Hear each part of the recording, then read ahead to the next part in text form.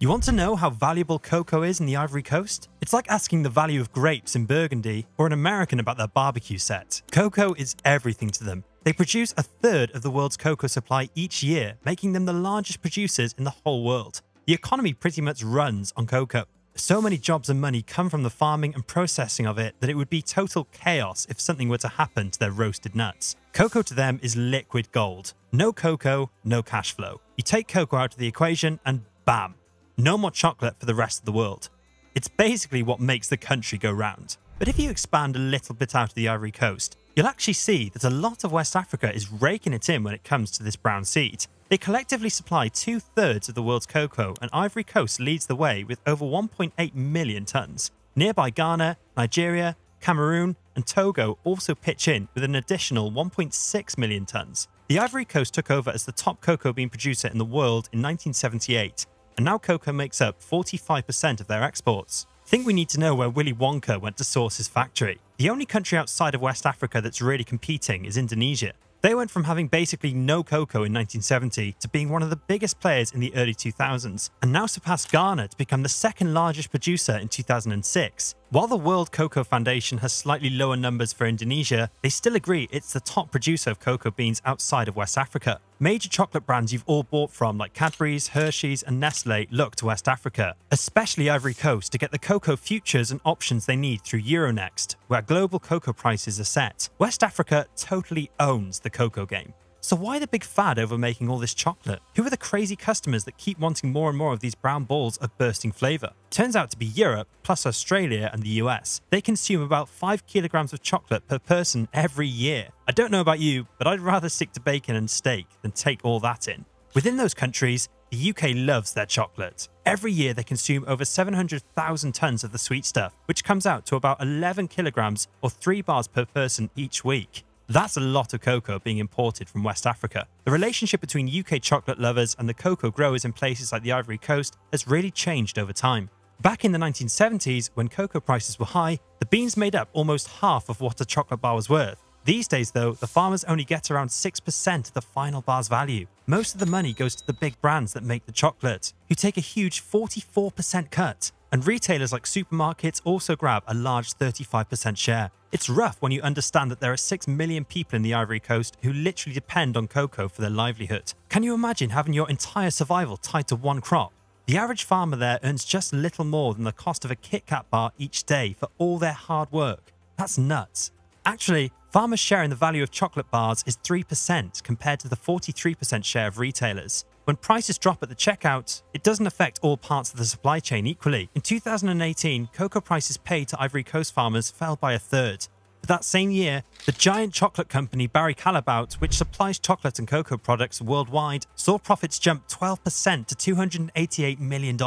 Talk about an uneven impact down the line. This sort of gerrymandering of money hasn't just started now. It's deeply rooted in their history for years. French colonial rule had an impact on the labour and land policies of the Ivory Coast over the years, both through its actions and lack of action. The low population density got European colonists to impose harsh labour distribution regulations through a quota system that forbade African farmers from hiring workers until white farmers had a sufficient supply of labour. The cocoa boom of the 1950s resulted from local farmers organising against compulsory labour regulations as labour became more scarce after World War II. A lot of ethnic groups have also voiced that they deserve certain things because of how things went down back in colonial times. Back then, the colonists would just take over land and claim it as theirs without going through the proper political and legal channels.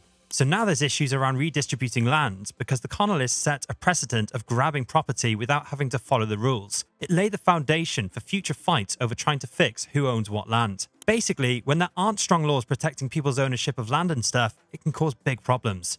The powerful people are in charge of giving things out to others. Over time, as resources get scarcer, it gets tribes fighting each other more and more. We can see this happening in Ivory Coast. The cost of using the forests have been rising a lot, and it's become a big part of what's driving the ethnic violence that's tearing the country apart. It was once a pretty stable place socially and politically, but all the conflicts over forest rent have made it deteriorate badly. What else are they struggling with nowadays? Before we go into that, if you like this video so far, please consider liking and subscribing to the channel. One thing that they just can't control is the weather. It being different for just one season can hit their cocoa crops and totally wreck their economy.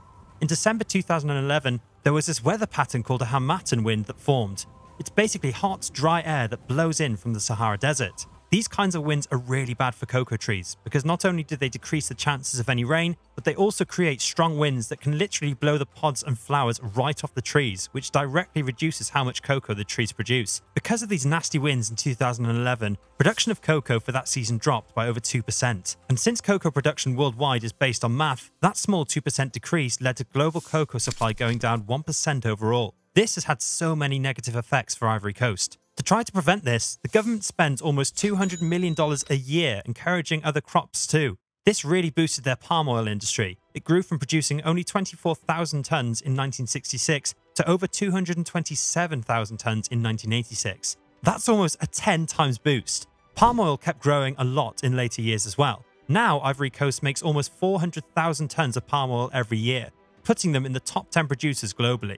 While their efforts to diversify worked somewhat, Ivory Coast is still very vulnerable if something happens to their cocoa. And sadly, problems impacting Ivorian cocoa have come up more in recent times. They are losing a lot of forest land each year according to the UN. The area is losing around 1.2 million hectares of forest per year, with some environmental groups saying they found that Ivory Coast lost about 47,000 hectares in just 2010 for growing cocoa. This deforestation has directly impacted their soil health and how well ecosystems can deal with climate change. Even just comparing with neighbouring countries, tree cover loss has been crazy in Ivory Coast, being almost 3 times more than the next closest country. To try and stop all this deforestation, the Ivory Coast and Ghana partnered with 35 big cocoa and chocolate companies on a 5-year plan called the Cocoa and Forests Initiative.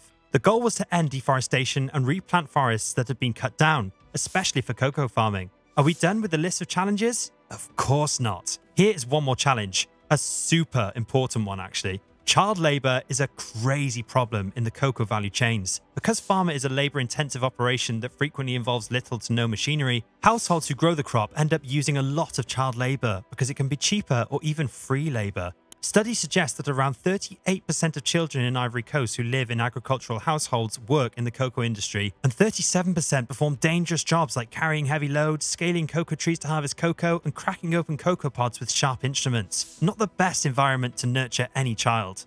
But here is the good thing. Major cocoa and chocolate manufacturers there have recently made commitments to assist in solving these issues. The Child Learning and Education Facility, CLEF, and Early Learning and Nutrition Facility, ELAN Coalition in Ivory Coast focus on scaling up investments totaling around $154.8 million to support early childhood development and effective learning. This will help improve the quality of education for 5 million children and influence the behaviour of 10 million parents by 2030. A public-private partnership consisting of the Ivorian government and 11 other chocolate companies, including Nestle, Barry Callebaut, Ferrero, and Hershey's, has been formed. Together, they will build 2,500 classrooms and schools to implement effective learning in up to 10,000 primary schools in cocoa-growing areas and beyond. To sum up, since cocoa income is still the main source of cash for most households, it's super important for cocoa farmers and their families to find ways to make their farms more economically sustainable. The biggest challenge is figuring out how to increase yields without messing up the environment. Thanks for watching till the end. If you enjoyed this video, make sure to hit the like and subscribe buttons to receive more content.